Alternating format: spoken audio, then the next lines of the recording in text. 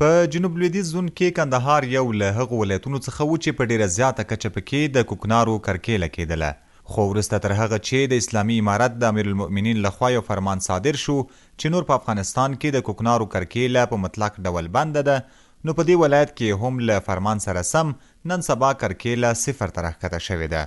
او له فرمان وړاندې چې په ژیړۍ او ځینو نورو ولسوالیو کې کرل شوي وو هغه هم بیرته له منځه وړل شوي دي. هغه بزګران چې پخوا یې کوکنار کرل دوی وایي که څه هم د اقتصادي پلوه دوی ته د کوکنارو بدیل بل شی نشي کېدلی، خو بیا یې هم په نه کرلو خوښ دي او له اسلامي امارت څخه غواړي چې په دې برخه کې له دوی سره د کوکنارو پر ځای د ښه بدیل په ګوته کولو او همداراز د اصلاح شویو تخمونو پر ویشلو کې مرسته وکړي. موږ کاروبار خو نو ډېر وزار ده خراب دي، وچکالي ده او کوکنار بند شو، نه د کوکنار خلکو واړول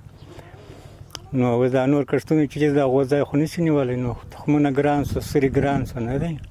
دوایې ګرانې دي. پخوا مې کوکنار کرله، اوس یا کالک کېږي یا د بینډۍ دي یا داسې شیان دي کرو، خو حاصل نه کوي، نه دی اوبه نشته، اوبه سره کښتې دي.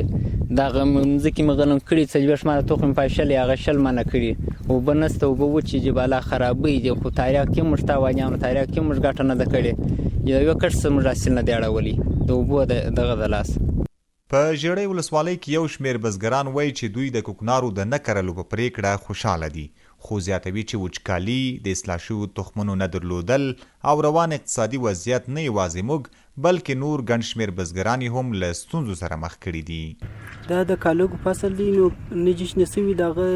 پر ځای موږ اوس جواري او د هندوانو تخم هم ورسره ملګري کړي، هغه یږدو پکښې کې نو باره موږ وایو که یو شی ناقص و بل شی به ګونج خدای د اوبو چې اوبه ویې دغه د اوبو دغه بیا را جوړ کړي. داسې هم چې دا کوکنار پخوا کره کېدله په جزئي شیز موږ ته د لاسه وتل، یعنې مثال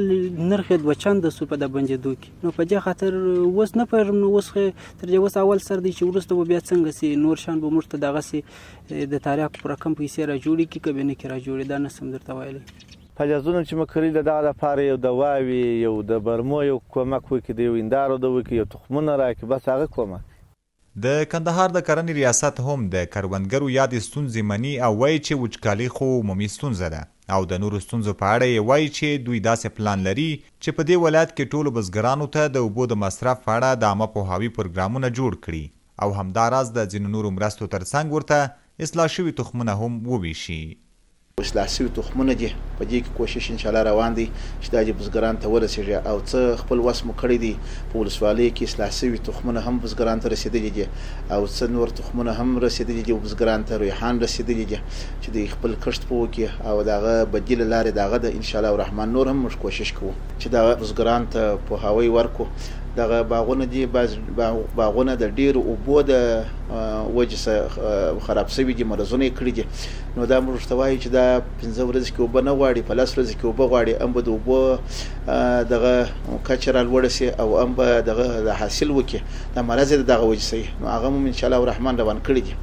دا چې په کندهار ولایت کې کوکنار زیات کرل کېدل، نو په پایله کې د یاد ولایت زیات شمېر ځوانان هم د دې خطرناک نشي بوټي پر نشو معتاد شوي دي. مخکې به په ښار او کوڅو کې هم په نشو روږدي کسان ګرځېدل او لیدل کېدل، خو اوس یې د اسلامي امارت امنیتي ځواکونه په ښار کې نه پرېږدي، او بل پلو بیا د کندهار ولایت د متعدینو سلبستریز روغتون هم چې مخکې پکې روږدي کسان بستر وو او د درملنې لاندې وو، خو اوس ترې ایستل شوي دي. د روغتون هغه کارکوونکي چې اوس هم خپله حاضري راوړي او راځي وایي چې دوی خپله هم تر 3 میاشتو پورې معاش نه دی ترلاسه کړی، او زیاتوي چې معتادین هم په دې خاطر ویستل شوي چې دلته ورته د خوراک او څښاک لپاره څه نه و موجود. عزت الله احمدزی، CMG کندهار.